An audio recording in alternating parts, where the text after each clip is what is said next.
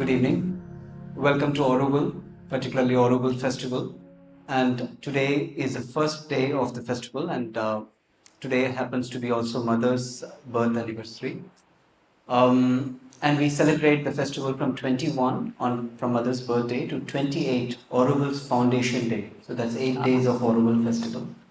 And we have today with us Raghav. He's from Hyderabad and he's the founder and CEO of Brihad. And today's theme is wisdom. And this year's theme is humility. Every year we try to observe one quality of mother as a theme of the year. And this year one of the qualities is humility of mother's 12 qualities. And we want to connect this humility and wisdom. And we will talk about that. Sure. And your background in knowledge system, Indian knowledge system, and our civilizational history. Perhaps we can throw light from Indic perspective on the idea of wisdom and the necessity of humility to go with it. Yeah. Sure. Welcome. Thank you so much, Lakshay. Wonderful being here. Thank you. And it's an honor to be here on Mother's birthday. And like always, it's an inspiration for all the work that we do. Great. So we can begin whenever. Yes. So, how do you, from your, if you would like to throw a little bit of for a background for the people from around the world, because Auroville is an international town, what is wisdom from Indic perspective? Sure. Yeah, I was just, when I was thinking about this, is it wise? Is it sagacious to speak about wisdom and humility? Is it humble to speak about humility? Is it wise to speak about wisdom? So I had 2 or 3 options, right? One, of course, you learn from the masters and you become a conduit. However imperfect you are, you're still relaying the message that is absolutely true. The second way is to actually represent the truth that you have experienced yourself. And the third dimension that we can perhaps think about this, just as a structure for the conversation, is not just the spiritual layer, but how does the spiritual wisdom translate into behavior? And because you mentioned Indian knowledge systems and Indian culture, it's a fundamental difference that I think needs to be emphasized, that knowledge, wisdom in the Indian tradition is not asymptomatic. Behavior is wisdom. So it is not just an intellectual understanding of things, but your ability to represent that at a moment's notice. When you have all the reasons to be angry, when you have the reason to be anxious, do you have the wherewithal within you, the spiritual reserve within you, to summon the right response? In the Indian tradition, that's why it's called achara. Yeah. Achara means what is actually followed as behavior. And that is why the guru or somebody who teaches is also acharya. Acharya is not somebody who just has a love of wisdom like philosophy, but somebody who actually lives that wisdom. So the first thing that we need to recognize, of course, wisdom is lived experience and knowledge that is embodied. But in the Indian tradition and Indian culture, it is also the only way to get respect. You're not generally respected only for the level of knowledge that you have. You're far more respected, you're far more accepted, you're far more impactful based on how much of your behavior has been modeled around the wisdom that you claim to have. So the first thing is that. Second thing, and because we're trying to connect both humility and wisdom, I was just seeing something on Hercules Poirot, the famous Agatha Christie novel, and there's a small dialogue in that, and says somebody advises Poirot, and they says, "Listen, you got to be humble." And he says, "Okay, from today, I am the most humble man on earth." Right? So, of course, he's saying it in a self-effacing way, but the point is, self-awareness precedes humility and wisdom, right? To know the context that you're operating in, to know what we call in the Indian knowledge systems the antakarana shuddhi. And if you look at it from a yogic perspective, from a Purna Yoga perspective as well, it is the complete alignment between thought, word, and deed. And this is what Sri Aurobindo and Mother also tell us as Shakti. Shakti, or the real power, is when there is a perfect alignment between your thought, word, and deed. And there is a whole process to it. It's not just a theory, there is a praxis of yoga to it.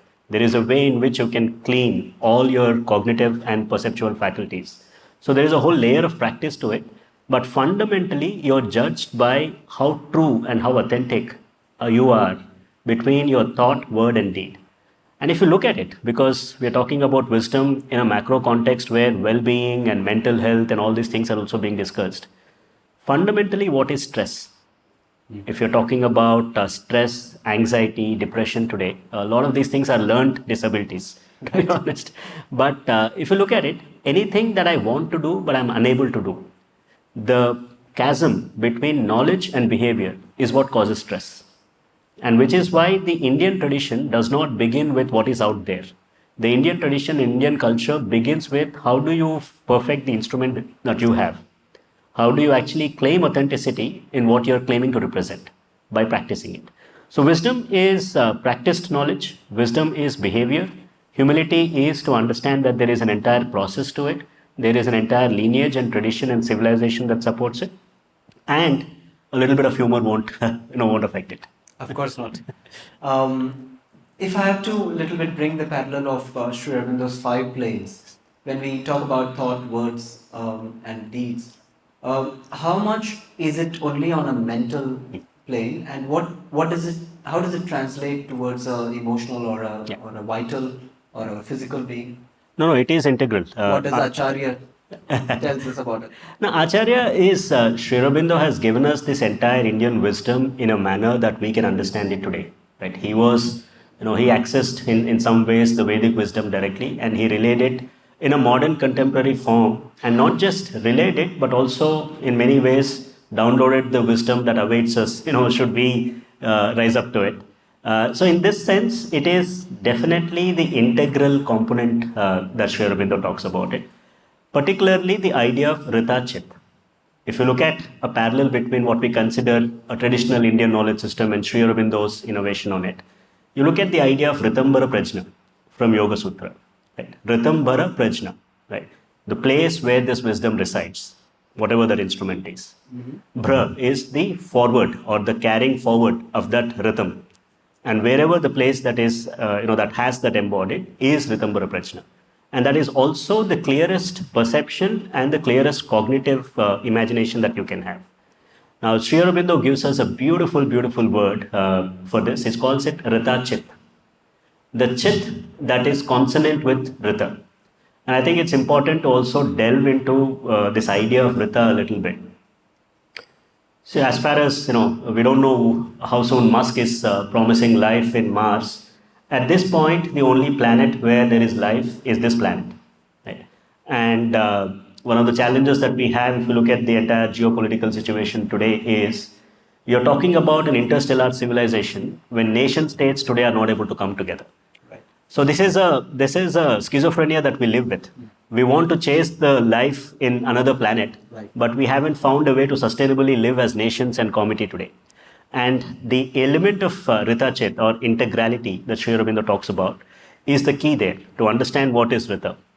If you have to look at it inwards and from an Indian knowledge system perspective, how do you conceptualize Rita and what Sri Aurobindo talks about? Now, this planet has life only because it is at a certain distance from sun. If it was a little further, we would be burnt. If it was a little away, we would not have enough sunlight for life because that is the essential condition for the entire rhythm, for the entire cosmic rhythm. Now, the sun comes up every day, or at least you perceive it as that. The earth is moving around the sun. The earth is also moving around the self. And therefore, you have day, night, you have a cosmic rhythm. Right. And when you have day, then you have the birds singing on the eastern sky. They wake up the life, and the planetary life as we know it begins, and then it has a rhythm of its own. This rhythm, this cosmic rhythm, when the ancient seers looked at the universe, and try to understand what is this pulsating rhythm that seems to be so natural. Everything is holding its place. The sun is holding his place. Earth is holding its place. And because there is stability, then you have all sorts of creativity. All the birds are singing. The entire Prakriti is alive. So this idea of a cosmic rhythm, this intelligence that is already there in nature, is what we call Rita. And Sri Aurobindo talks about Rita Chet as the ability of the individual to rise up to perceive and also embody this universal rhythm. This is also how the Indian civilization has been conceptualized in its social structure. It is how it's been conceptualized in its political structure. It is also how you look at it in arts and culture. Everything as a means to come back to that basic rhythm which pulsates with life. So if you were to draw a parallel between Sri Aurobindo and what the traditional texts say, he has given us this idea of Rita Chet as the fundamental condition across all planes for that integral existence. Beautiful. So there seems to be a cosmic balance out there. And in your study, is it very peculiar or very specific to Indic knowledge system, or was this knowledge available in other civilizations also? And how is the Indic civilization different, if it was different?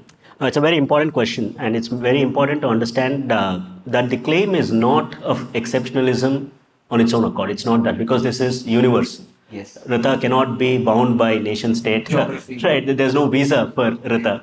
Yeah. Right. But we can hark back to another great thinker, S. Radhakrishnan. He asked this question. He begins his commentary on Principal Upanishads with this question: are we claiming an exceptionalism that's not available anywhere else when we talk about Indian knowledge? And he says the answer is no. Across all cultures and all civilizations, wherever consciousness has risen, you would see the same kind of knowledge being expressed in different ways. And that is why Rig Veda, the oldest text, already says that let true knowledge come from all directions. And that is what Sri Aurobindo represents as well. Right? He's talking about the bold future. But there is a certain, not just intelligence and tradition and culture, but there is also a geocultural element that we need to recognize of why this flourishes in India. There are certain differences that are important to note, not because there is a pulpit that we want to take, but because this knowledge has to be spread to the entire world for the global well-being. It's a global civilization today, so you cannot carve out a separate space for you. And why is this flourishing here? One, if you look at it, Radhakrishnan talks about it, India as a geography itself, there is this idea of sacred geography. Sri Aurobindo, of course, has given us the whole formulation of Bhavani Bharati. Right. He talks about Bhavani Bharati when India was not even independent, and he moved from there. Yes. So you look at it, he says that this Bharatavarsha, or this sacred geography, was protected on the north by Himalayas and in the south by the Indian Ocean. Right. You get this from Arthashastra, you get from other traditional texts. And you see that this 1800 square kilometers by 2000 square kilometers has one geocultural compact. And there's a beautiful 10th century Sanskrit poem which explains this. It's by Rajashekara. And he says, this is not and this is important to contrast with the new modern ideas of nation state. He says the prince of literature married the princess of poetry. The prince of literature married the princess of poetry, and together they went on a ride. And as far as they could go together, became one culture.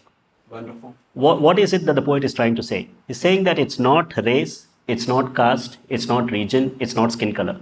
If you look at the modern nation-state construct, the fundamental basis is ethnicity. Correct.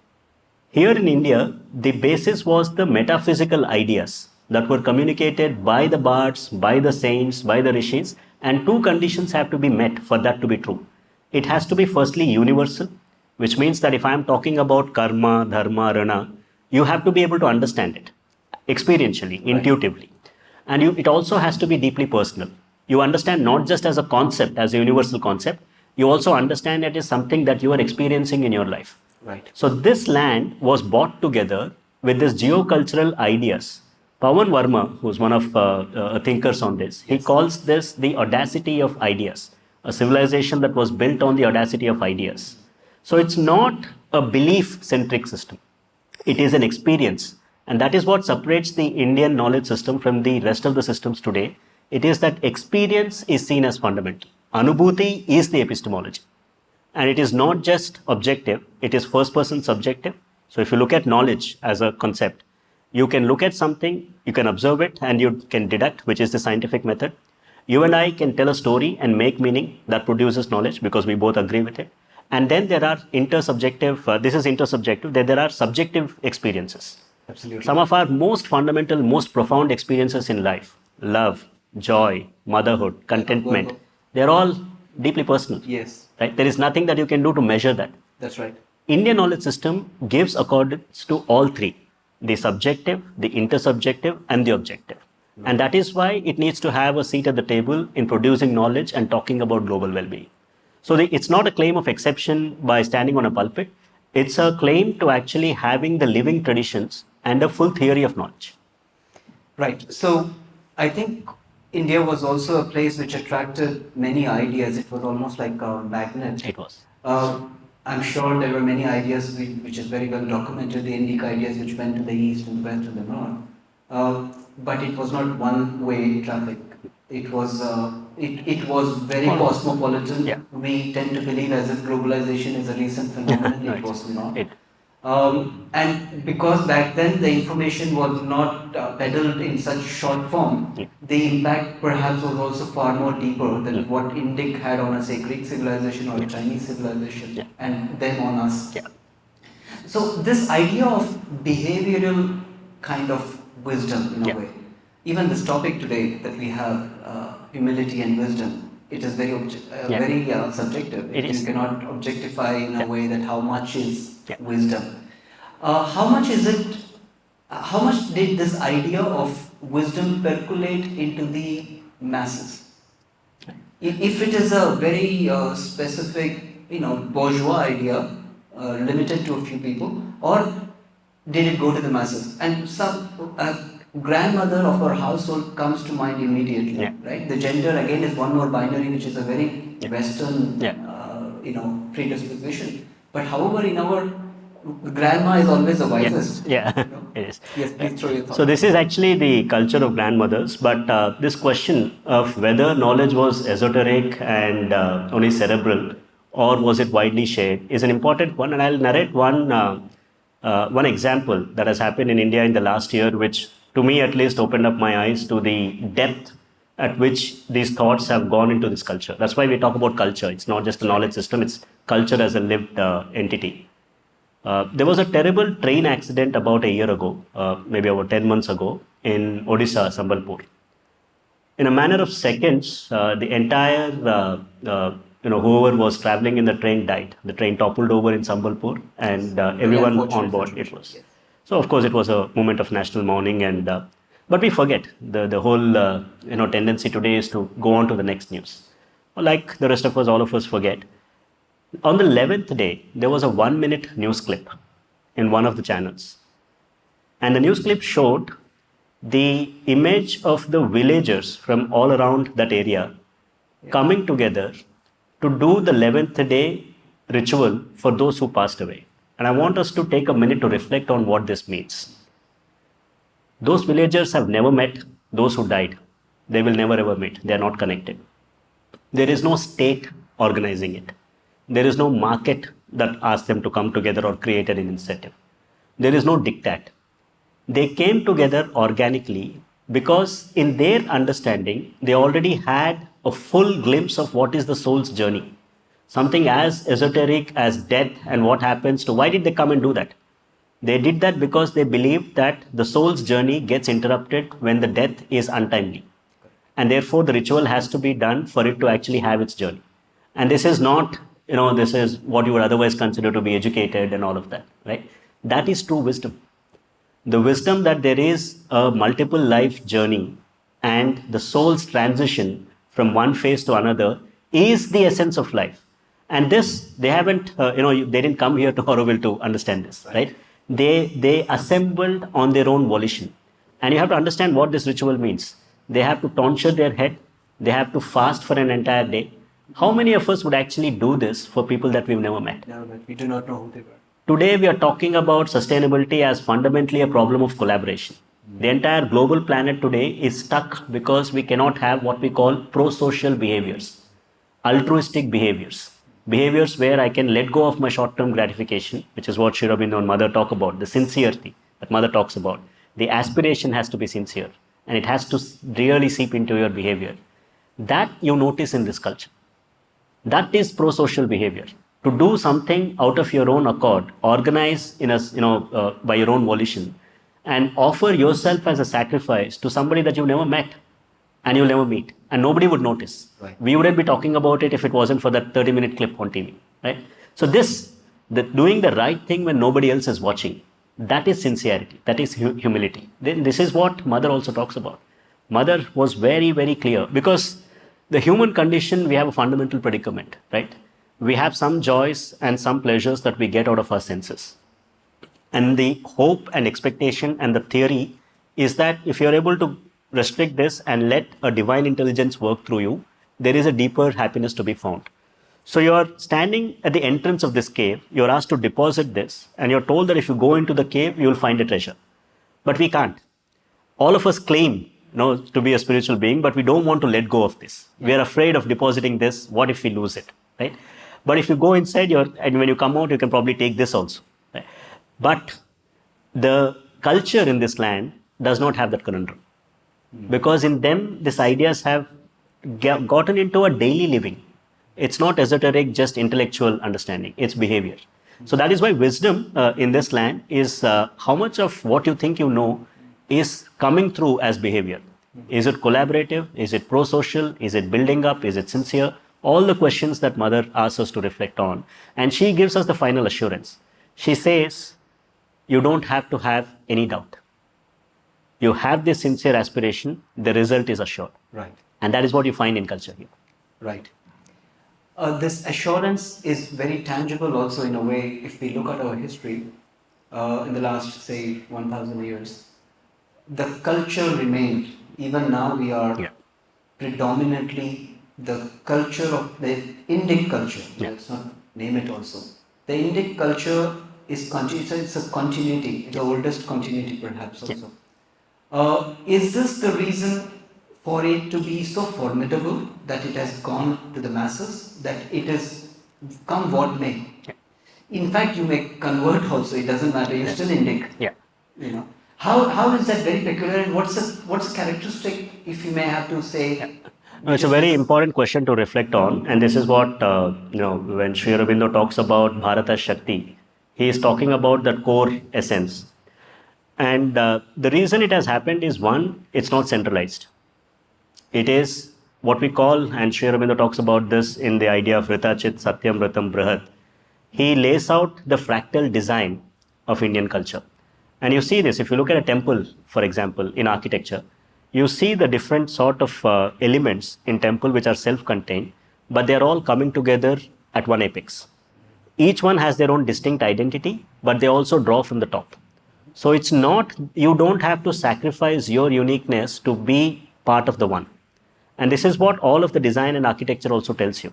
So if you look at a temple, for example, even in Auroville, you see this, right? You see, if you go to Matru Mandir, you will see on top there is something which is this, the involution of consciousness, and at the bottom the bija is also there.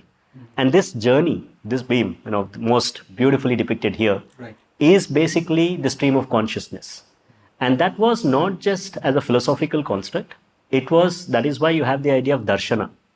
That when you go and look at this, if you were to talk to anybody in the local language, not in English, if you talk to them in their local language, they say, I had a darshan. Darshan is the process of becoming one with that consciousness. It's not something that you would go and partake as a separate entity. The whole idea is that when you're there in front of that, there is the consciousness coming from the top, the involution, there is the consciousness within you, and the temple becomes the medium, or the space, the sacred space becomes the medium for you to experience that oneness. So these kind of mechanisms were given as part of culture, and that is why you see this continuity. In the social context, in the Guru Sampradaya, all of us are here because there is a tradition that has been established. There are people, students who study that. We talk about it. So this continuity of knowledge, regardless of the political, the social, everything else can be broken because that's temporal. But the continuity of the knowledge through these institutions has never been dismissed. And that is why you have a living tradition. You had 16 or 22 ancient civilizations, depends on whether you're following Tocqueville or somebody else. But there are only, if you were to say ancient civilizations, there are only 2 alive now. And only one which can actually claim to be a living tradition, in the sense of what was happening 5,000 years ago, you can still see this, just walk across the road, you will see this even today here. Right? And that's a moment of wonder. We have to wonder about it. Absolutely. There is another phenomenon of wonderment, which is this connectivity, hyper-connectivity, and AI, which is exponentially growing. In this era of information sharing and almost quick, very fast-paced, how do we how do we sift out wisdom in the era of they call it WhatsApp universities? Yeah. Yeah. How do we be humble that it is not knowledge, it is not wisdom, and how do we seek real wisdom? Yeah. Mother has a very powerful input on this. And when she talks about humility and wisdom, particularly wisdom, she says, of course, wisdom is not the same as intelligence. There's a different dimension that needs to open up to receive this. But she cautions almost in the same breath that do not give up reason. Just because you understand that there is a power of intuition, it does not mean that you abandon reason and think that you're already, claiming a higher intelligence. You have to go through this till the moment your chitta, your samskaras are refined, till the time your physical, mental, emotional is refined, and for that consciousness to, for the divine consciousness to seep into every level, not just the subconscious, right? Even at the conscient and all the other levels. Till the time that happens, she says, and this is what we hear in critical thinking today, and she says, deal with opposing ideas together. And therefore, you get another centrally powerful idea of equanimity, which is what we call samatva in the Indian tradition. The ability to look at everything in the same way. And then over a period of time, it's like a sponge, right? When the sponge is soaked, it absorbs the water. And over a period of time, you can wrench it, and whatever is not needed can come out, and the essence will remain. And this whole process of yoga that Mother talks about is fundamentally that. How do you retain the essence, making sure that you don't abandon reason, you don't abandon pursuit, sincere pursuit, perseverance, all the 12 petals that Mother talks about, but through the journey, transcend and invite the divine intelligence into you through this journey. So that seems to be the process of yoga.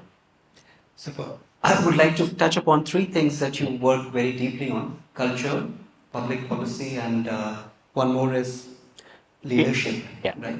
So, when you talk about this cultural aspects, how important is storytelling in this world, and how do we go to a deeper level of storytelling, like what our epics did? We thrive on stories in India.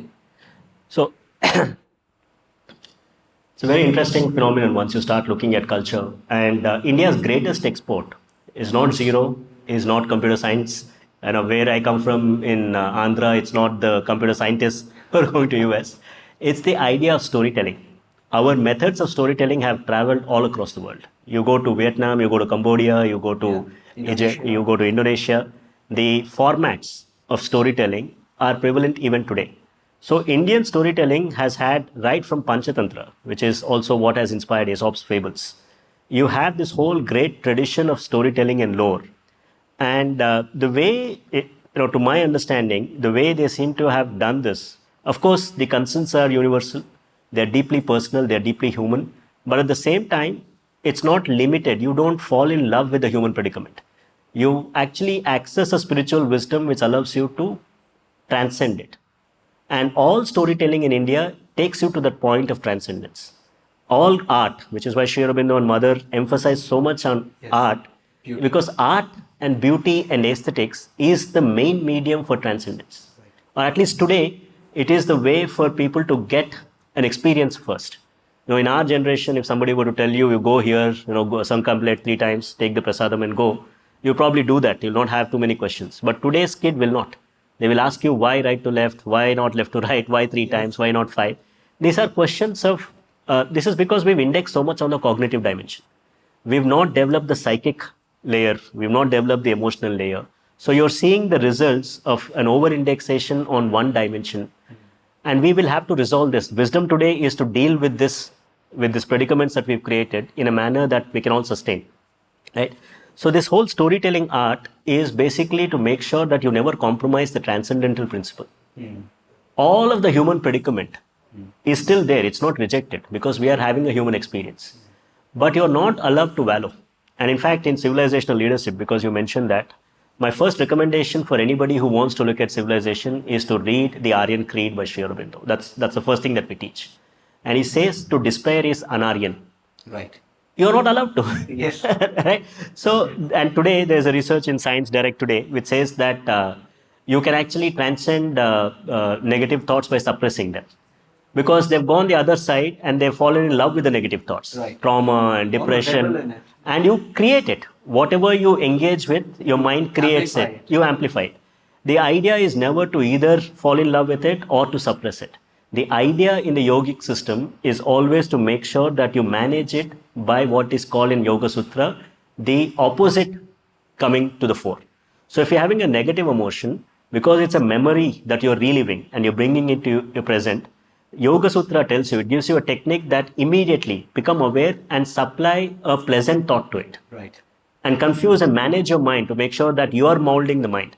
And that can only happen when your consciousness is alive, which is what Mother talks about as the pedagogy of psychic education. It's the education of the soul. There is a deeper intelligence that you can access through which the physical, the mental, and the emotional is drawing from where they are drawing their sources. Right? So this kind of pedagogy that is there in storytelling is what we call the cultural storytelling. And this today also is getting into education. For most part of Indian history, education and culture remained separate after independence. For the first time in the last few years, we are seeing an attempt to actually make sure that this cultural intelligence flowers and flourishes in education. Absolutely. So as a system. So part of our work is to work with universities and schools to make sure that it is, we don't have to work extraordinarily hard outside of education to access this. It should be part of everybody's education. And that is where leadership will also come from. You touched upon a little bit my second question in a way. When you talk about public policy, do you see that inherently it's a colonial grammar which we are speaking? Irrespective of the words that we change, the grammar remains the same. How do we bring about that almost deeper reset, and not reset for the sake of reset? It's something that we need to go back to what suits us. It's almost like wearing a coat and suit in a tropical weather. Yeah, it is. Right? It It's is. just It is. not suiting. It's ill-fitting. It's ill-fitting. Yeah. So this idea of public policy and mass management in a way is unidimensional, like you rightly said. If you go back to the history, it tells us that our leaders always spent considerable energy, resources on art, culture, architecture, storytelling, even in the facades. Yeah. They were probably the biggest chunk of their expenditure. Perhaps Yeah. they should have spent more on defense maybe.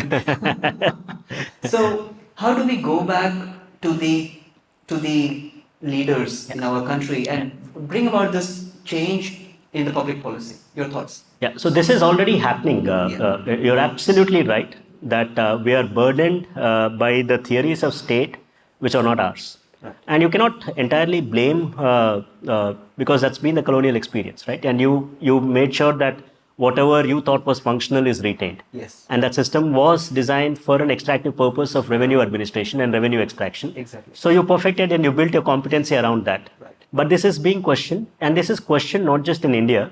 Of course, there's a whole movement in Africa, but in the West today, look at the pendulum and how it has swung in the last 10 years.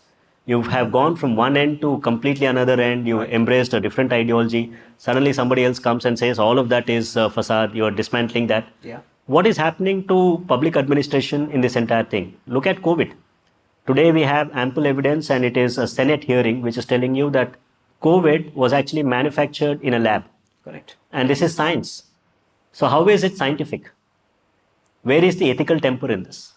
Where is the human dimension in this? It's the science that was hijacked by power and deployed towards bio-war.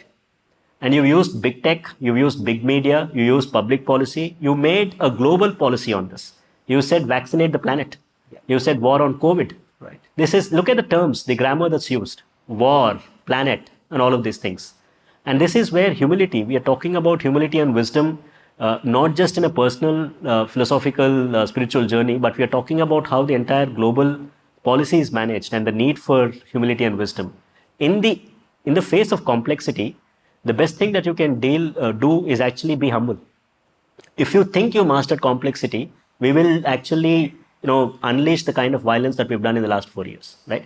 So from a leadership dimension, this is now beginning to find an expression even in the West. They're saying that we've got our fundamental understanding of human wrong. There's a very interesting new book called A Theory for Everyone, Professor Michael Muthukrishna from London. He says we are in the fourth wave of public policy. The first wave was man as a rational being, seeking utility. which was appended by behavioral economics, where we were told that you are emotional beings, and it is true. A lot of our decision making is not rational. Anybody who falls in love knows that.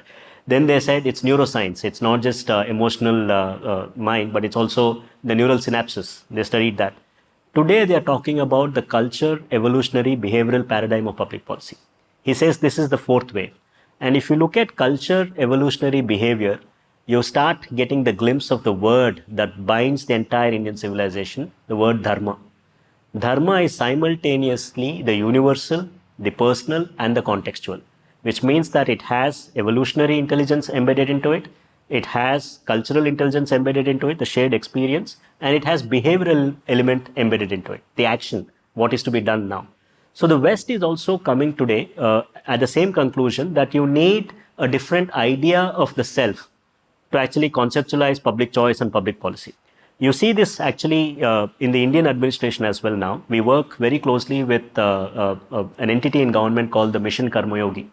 Mission Karmayogi, as the name itself, gives us the idea, is trying to get the Indian civilizational wisdom into its administration. The most powerful idea of karma and how public administration is basically karma yoga. How do you understand seva? How do you understand sattva?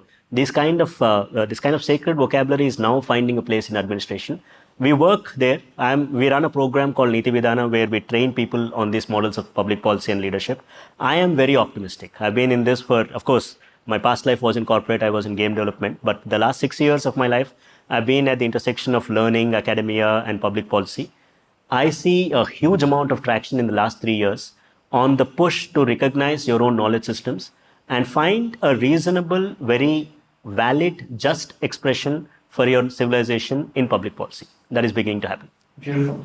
I would like to take some questions also, but one last thought on dharma. Sri Aurobindo says all life is yoga. Yeah. So dharma cannot be applied to just political leadership. Yeah. Social leadership, it has to be also economic leadership, and economic leadership at various levels, micro to macro. How do you see changes happening, and what are the gaps, lacuna that you see which we need to fill in?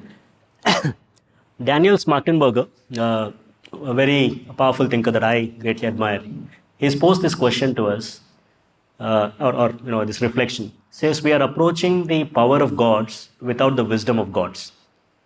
We're actually on that cusp today. Right. Where with exponential technology, bio-war, with a kind of, just yesterday we had this announcement from Microsoft, we are now approaching a quantum kind of intelligence, but you don't have the adhara, you haven't built your physical, vital, emotional, psychic levels to deal with that kind of complexity. So there is a fundamental need to understand this in those concepts. And dharma, essentially it is an integral view, once again, right? These are not, and that's the whole idea of this whole thinking of game B, as they call themselves, that the crisis that you see in war, in poverty, in meaninglessness, in anxiety, in mental health, these are not different crises. It is a fundamental human void that is generating all of these crises. And that is why you need to work at the consciousness of the individual, which is what integral or Purna Yoga is, which is exactly, that is eternal wisdom. This eternal wisdom has to find an expression in economy, in socio-political structures, in culture, in arts, in politics, in international relations. That is the work ahead of our generation. And how to do it? You do it by, sincerely and with some amount of wisdom that you can gather by sitting at the feet of the masters. You try and embody that and you go into the spaces that you're working in. Right? That's all you can do. When you're saying this, sorry, I'm going to add to it. Do you think the idea of India, the Bharata, was the idea that came, pretty before what the people were ready, internationally or globally? So now do you think with this kind of advancement, there is now more scope for receptivity for what India, like you rightly said, it is not for geographic, India is for human, everyone. No, I absolutely see. And although the framing today is like global south versus global north for geopolitical reasons, but at least you're talking about a larger entity than nation states. See, look at the problems that we have: ecology, environment. When the soil quality goes down or when the oceans churn, They are not going to stop at Bangladesh or Pakistan or India, right? They don't need a visa for Right. this. So there is now an acceptance, and in many ways, and we should be humble about it. It's not, it's a responsibility. It's not so much a qualification that you try and boast about, but there is a recognition now that we need to learn from ancient living cultures. Right. Because human wisdom is accumulated. It's not, this is not an exception for exception's sake. Apart from sacred geography and everything, the very fact that you have continuity here for 5,000, if not 7,000 years, tells you that there are challenges that we faced before. Yeah. And therefore, there is wisdom that you can actually glean if you are humble. Absolutely. Humility is the path to wisdom. If you're able to approach your past not from a presentist lens, not also from a hagiographic lens, don't do both, but look at it objectively, look at it with humility, and say human predicaments in Mahabharata and Ramayana seem to be the same predicaments that we have today. Yoga Sutra, whatever Sri Aurobindo talks about, is fundamental eternal human condition. And this land has given you some means to transcend it and build a civilization that flourishes. And I think there is a definite utility for this. There's an urgent need. And I think we are in the throes where, when Sri Aurobindo clearly says, I see the ancient mother once again rising up and taking a throne. Swami Vivekananda said it, Sri Aurobindo said it. What we're talking about is that, and mother, mother's most famous statement about the map of India, the spiritual map of India. And she says that this is the place where the flowering has to begin, and it is the place of shelter. So it just means that going back to where we started, if we are staking that claim, then we are also taking up the responsibility for far better behavior. It is not a qualification. It is an acceptance of a higher responsibility, which has to be behavior. So therefore, humility and wisdom, even in the geopolitical sense, begins with each of us beginning to take more responsibility and the accountability for that wisdom and humility. Thank you. And incidentally, we are also sitting in international zone of Orogal. Oh, yes. It is set up for exactly that purpose, to glean the beauty of various cultures so that we can make it Purnam in a way. Yes. I would like to ask if you have any question. I can pose it to Raghav. Jaya? No, I think it has given so much to think about. I'm actually very, You can take this. no, I say this without the mic. Ah. I'm very happy this thing turned out the way it did. We were supposed to have a panel. Ah. This has been so incredibly enriching. I In my work, I've been sitting making notes now, and I will listen to the podcast again, because this is really so. I'm very grateful for all the people for listening. Thank you so much. Thank you. We have humor here. We can- Yeah, yeah. And you allow a higher intelligence to work through you. So it is really something exceptional. Thank you. Thank you. I'm really wonderful, and I hope that we can have many more conversations. I would love to. I don't know where are you stationed? Hyderabad. In Hyderabad. Yeah. So far away. Not so far away, and Sri Aurobindo has been my inspiration for a lifetime. Yes, so let's see if we could have something regular, because what you're talking about tonight, the whole scope of it, when you Yeah. read Sri Aurobindo, whichever topic you take up, Yeah. Yeah. it is the same thing. Yes. And it comes from all these different entries. And in Orwell, we really need to enter through all those doors. Yes. We need. And again see it from different, just like we need our own truths Yes. as individuals. We need to see this in the ways of depth of wisdom and understanding. It's just our responsibility to serve. Whenever there is a call from Sri Aurobindo and Mother, we are here. Yes, we will call. No, it's our responsibility to serve. Whenever there is a call from Sri Aurobindo and Mother, we just are here to serve that. Yeah, very, very nice. Thank you so much. Yeah. So I will, Yeah. I don't have a question. I will be attentive. You have some questions? Super. Each to just wrap up, each topic that you touched upon, there is so much to learn from you, and I already have 100 more questions leading, but time is short, and I had to cover a large expanse. Thank you very much for. Just thank you for having me. Thank you for having the courage in a world that is so besotted with glamour and glitz, to talk about humility, right? It's not glamorous to talk about humility and wisdom. I am just grateful that there is a lineage that we all are trying to live up to. And those eternal values that Mother and Sri Aurobindo have given us, it is through these dialogues and through this meaning making that we can even understand what it means. So for me, the learning is mine, right? So thank you. Thank you very much. With all humility, gratitude Thank for you. being here. Thank you, everyone.